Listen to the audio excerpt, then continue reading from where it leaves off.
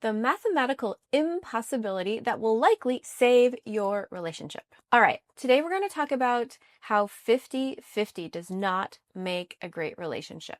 In fact, it'll likely destroy it. So you'll want to check if you've unconsciously fallen into this pattern. See, if you're playing out the 50-50 paradigm in your relationship, usually from good intentions, right? You want to treat each other as equals. I get it. But what happens is that this can introduce a subtle me versus you mentality, where you're always keeping score, you're needing to make sure everything is fair, and you're pretty constantly feeling frustrated or upset if she's not pulling her weight. So how do you get out of this? How do you get back on the same team together? Well, the solution to this is a mathematical impossibility, but it works beautifully. While it might be philosophical in principle, it's highly practical in its application. And it comes from the book The 80-80 Marriage by philosopher Nate Klemp and his executive coach wife, Haley Klemp. And when I read this book, I realized, I am carrying this out in my relationship already, but I hadn't put the words to it. Here's what it means and how it works. When you're both giving 80% to your relationship, it's a mindset of radical generosity,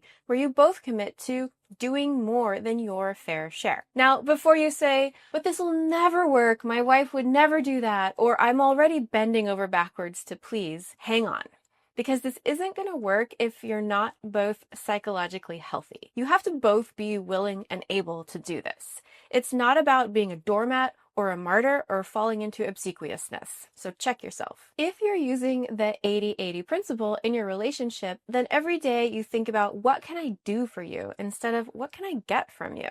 And you're doing more than your fair share. For example, this morning I watched my partner just shake out one of our doormats and brush all the leaves on it and then put it back all neat and tidy. That's not his job. That's usually the house cleaner's job. But he just saw something that needed his attention and did it.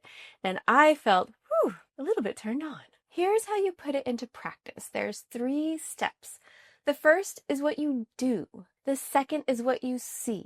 So are you appreciating your partner? Are you seeing what they do well or do right? Or have you fallen into a culture of complaint?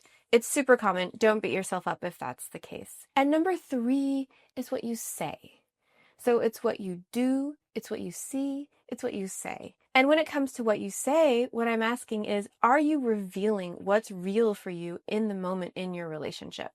That's a much bigger topic for another video, because I know that men tell me all the time that when they do reveal themselves, women criticize them or shame them.